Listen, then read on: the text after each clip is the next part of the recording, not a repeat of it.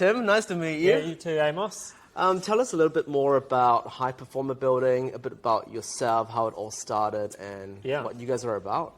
Well, High Performer Building is about taking a handful of the key elements of the building, looking at how can we build that building better without necessarily changing the design. Okay. So we're talking slab, frame, insulation, cladding, roofing, windows, and flooring, and some linings there. So there's kind of 8 core products.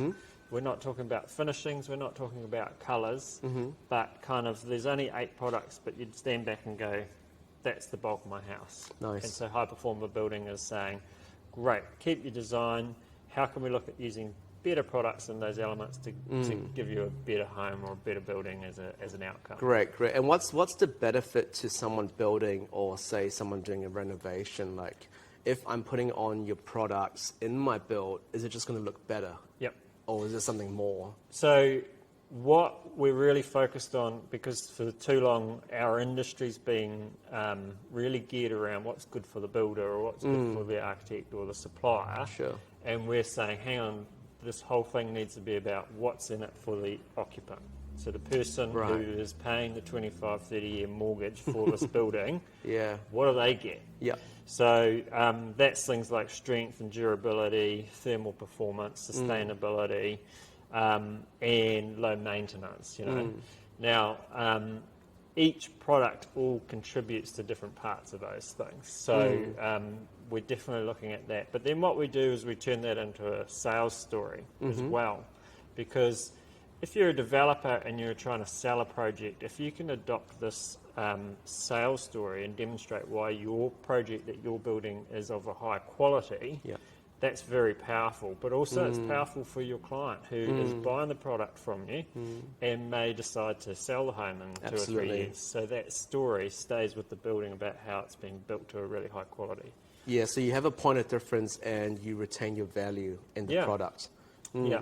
So we use the byline quality to the bone a lot because we are talking about the core structure of the building. Yes. But it's almost ironic that real estate agents talk about old estate houses having good bones. That's right. And they're not using that when they're talking about new modern construction. Yes. And in some ways it's because it doesn't. It's just been built with the cheapest, fastest, easiest stuff. So we're trying to lift that game for the bulk of housing. Great. And in your experience in the industry, is sustainability a big topic right now?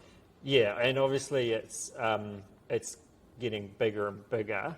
There's always been a push for it. The next generation's coming through demanding it. They expect it as a bare minimum, not as a nice add-on. But it's also now reaching a point where it's becoming legislative.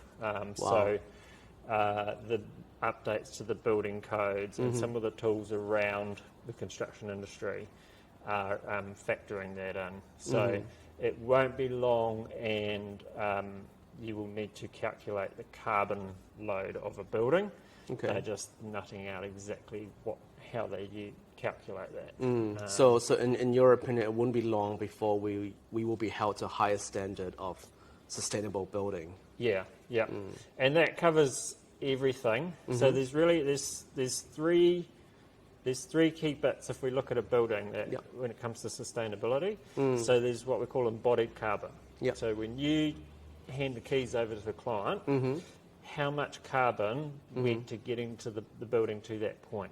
From digging up materials from the ground, manufacturing them into building products, and then assembling them into a house. That's the embodied carbon. Then we have the carbon use over the life of the building. Wow. So how much energy does it draw? How much maintenance does it need?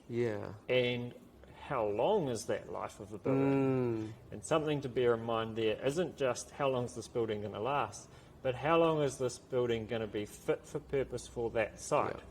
There's research coming out of the States now that's saying the average life of a home is 20 years, not because the home falls over in 20 years, but in 20 years the land value's gone up so much that 5-bedroom house they just built is no longer fit for purpose for the site. And in America, they just bowl it down. Yeah. and then build the terrace houses. Start you know. again, yeah, In New wow. Zealand, we're a bit slower and we let that drag out. But Yeah. so that's the length. And then the third piece is eventually when this building does need to be dismantled, Yes. what do we do with the parts? Yes. Can they be reused? Can they be recycled? Or do they need to go back to the ground? And if they're going back to the ground, is there anything nasty in there that's not ideal that we don't want returned to the earth? Wow, that's there's a big three picture, pieces, right? yeah, and that's why the counting the carbon is going to be a bit of a mission. But yeah, and like at the moment, there's a lot of focus on the first piece, Yeah. a little bit of focus on the second piece, not a lot of focus on the last piece.